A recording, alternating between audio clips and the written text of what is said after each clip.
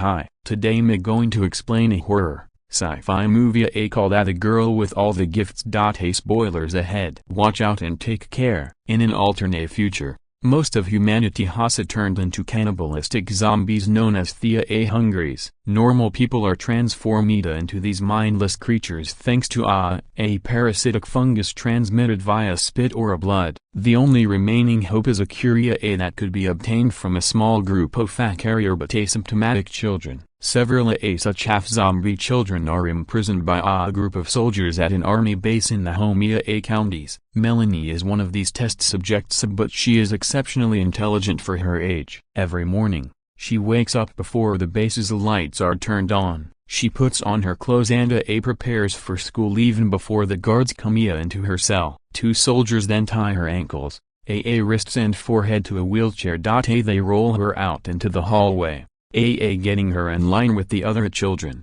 However, unlike her friends, Melanie wishes a good morning to every person she comes across in the base. After that, she and the others are placed in a classroom, positioned by numbers. The responsibility of educating these kids is handled by a teacher named Helen Justina. All the children, especially Melanie, adore Miss Justina as she is the only one who treats them like humans. After class, Melanie is taken back to her cell, where she is freed from a wheelchair. A security guard soon arrives with her dinner, a bowl full of live worms. The girl digs into these creatures and falls asleep while she is still chewing her food. The next day, Melanie gets a visit from a Dr. Caldwell, the lead scientist who is in charge of making a cure against the zombie fungus. The girl reveals that she has solved the riddle that was given to her a few days ago. Caldwell then gives her another one, a logical problem based on the theory of Pilkrodinger's cat. She quietly watches on as Melanie struggles and eventually fails to answer the question. As a result, Caldwell notes down on her report that the subject is only capable of mimicry. Before leaving, she asks Melanie for a number, and the girl replies with 13. As usual, the very next morning, the guards pick all the children for school. Melanie is being wheeled past the corridor when she notices that cell number 13 is still locked. When they get to the classroom, she further notices that seat number 13 is also empty. The teacher, however, diverts her attention by giving the class a story writing assignment. All the children start nervously scribbling down a few sentences. Only Melanie is able to construct a full story in the given time. Miss Justina then asks her to read the story aloud so that all her friends can learn from her. It turns out, the intelligent girl has written a tale in which she depicts herself as the savior of humanity. Overwhelmed by Melanie's innocence, the teacher approaches her seat and tries to brush her hair. But right then, Sergeant Eddie Parks, the head of security at the army base, bursts into the classroom. He confronts the teacher and reminds her that touching the children is forbidden.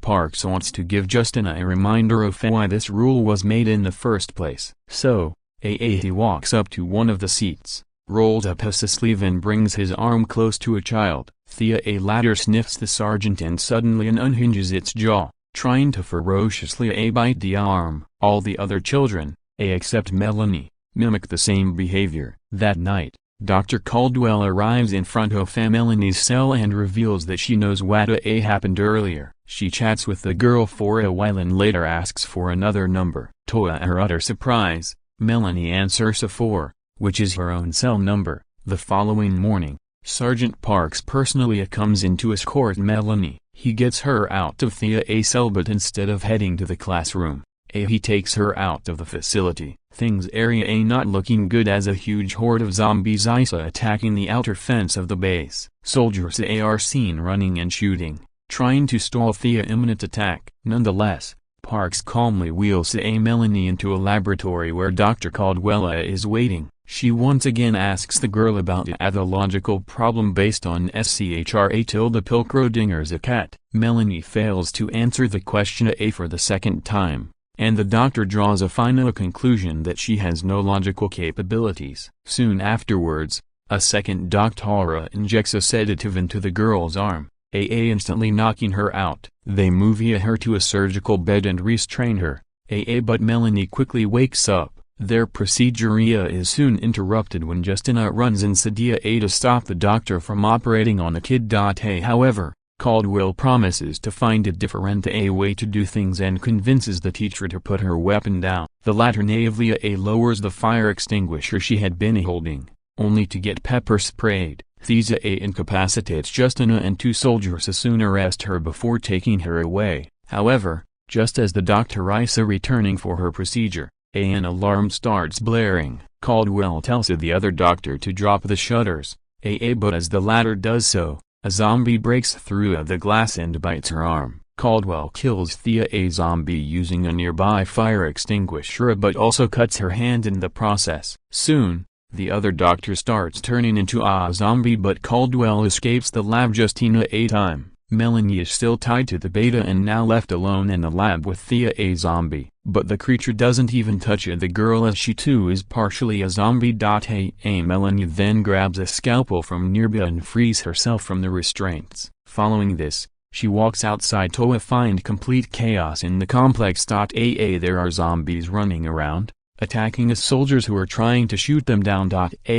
Suddenly, she sees Justina getting beaten up by two soldiers for not following orders. An enraged Melanie lunges at them and bites a large chunk of their neck before passing out. Moments later, Justina wakes to find the young girl right beside her. The teacher picks her up and gets her inside a military vehicle as the zombies completely take over the complex. The vehicle is being driven by Sergeant Parks and there are soldiers along with Dr. Caldwell in there. Sometime later, the vehicle stops in the middle of nowhere for fuel check. This is when Parks and another soldier named Kirana realize that Melanie is in the back of the vehicle. Justina quickly lets the girl out, but Caldwell screams that doing so is not her decision to make. Frightened, Melanie runs just a little way off from the vehicle and stops, as she is seeing the outside world for the first time. Meanwhile, the others stay by the vehicle, trying to radio several military outposts,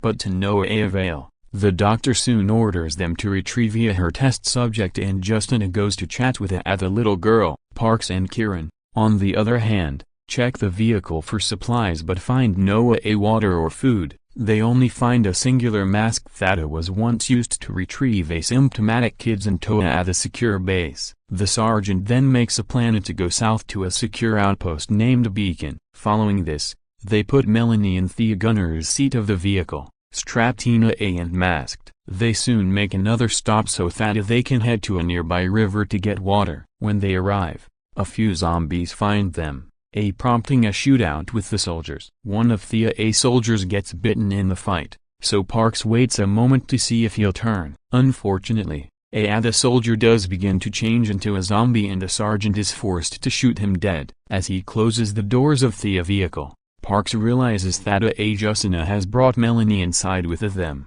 The girl asks about the zombies, and Caldwell explains that they were people infected with a fungus transmitted through biting. Parks then goes to start the vehicle, but realizes it won't as it has been badly busted. They will now have to go on foot through London, a quicker but more dangerous route. The scene abruptly shifts as Parks and Kieran survey the perimeter, which they would have to cross. It's filled with zombies mindlessly standing in front of buildings and shops. They inform the others that there is no alternative but to pass through the zombies in hopes of finding shelter and supplies in the city. Thus, the group walks between a mass of sleeping zombies, careful not to wake them. They are soon forced to stop when they reach a dead end which is full of tens of zombies. Their problems keep growing when a zombie mother approaches them with a baby cart. To everyone's utter horror, Caldwell goes up to the creature and tries to peep into the cart. She sees a rat feeding on the corpse of a baby and yelps in disgust. This is enough to wake up a few zombies around that area. Thankfully,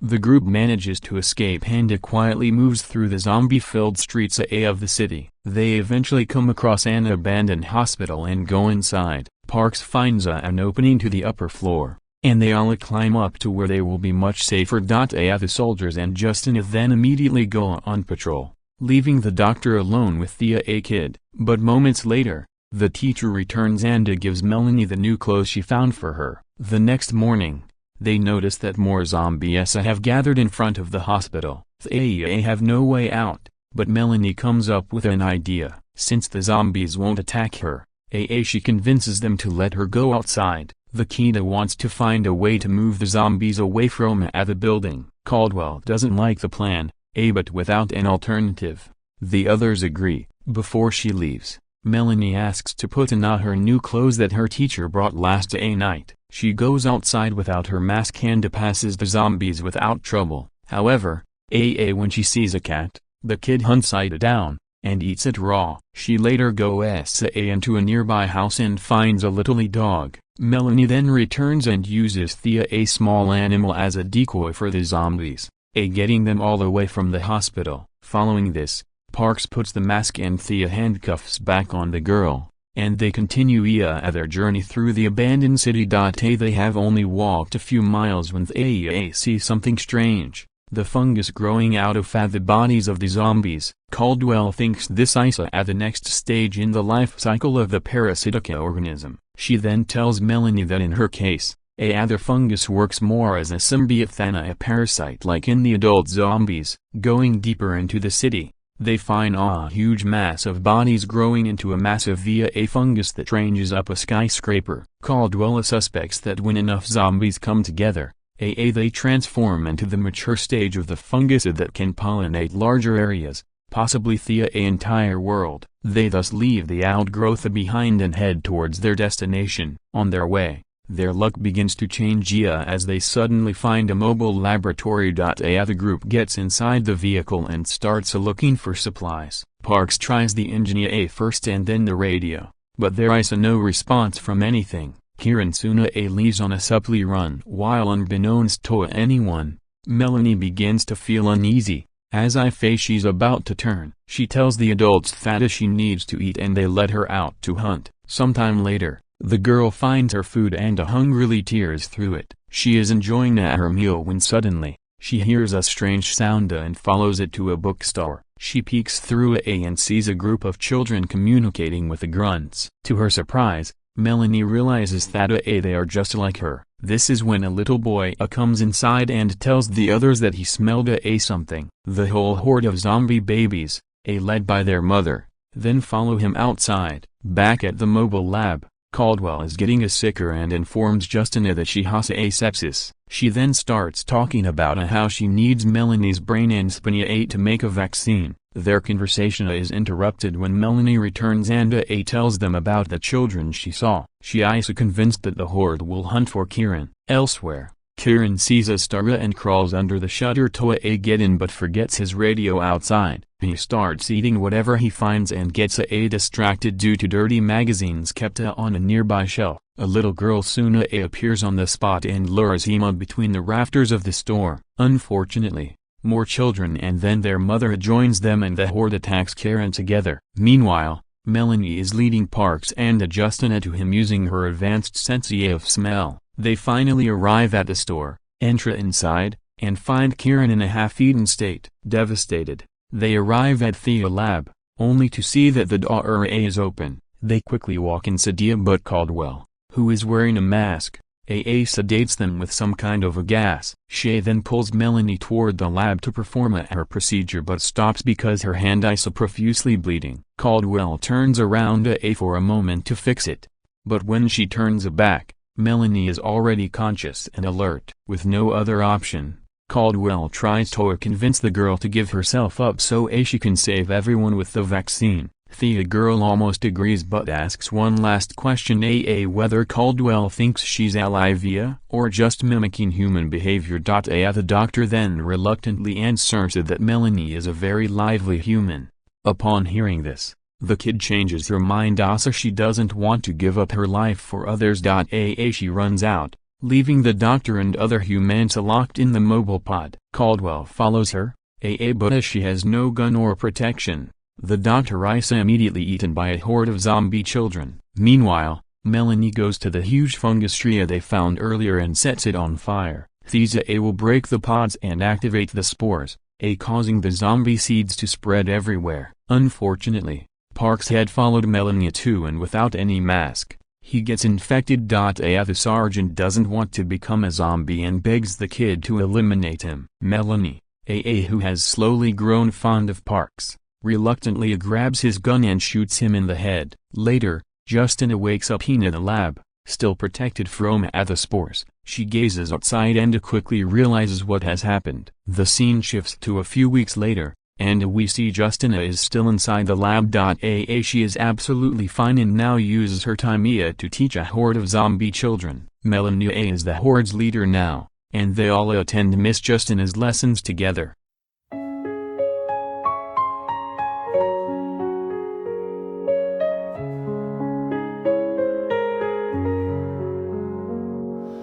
Hearts dancing in the dark, your eyes a lighthouse spark, moon's a silver arc, guiding us through the park. Hand in hand we stroll, feeling young and whole. Stars like diamonds glow in this love untold.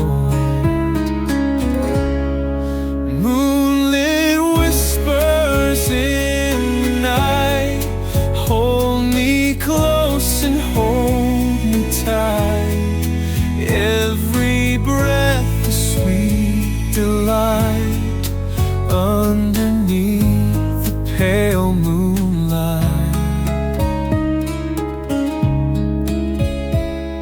Soft words like velvet touch, silence never meant so much. All these dreams we clutch, in this moment there's no rush. Every step we take,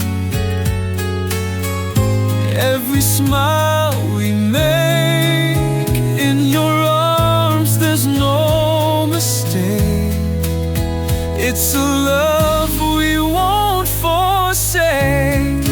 Moonlit whispers in the night, hold me close and hold me tight. Every breath a sweet delight underneath the pale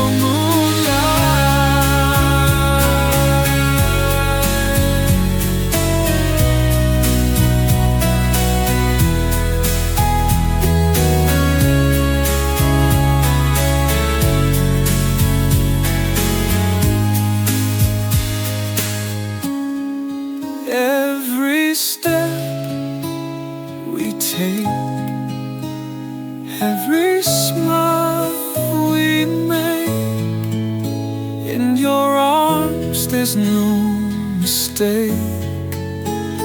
It's a love we won't forsake. Moonlit whispers in the night, hold me close and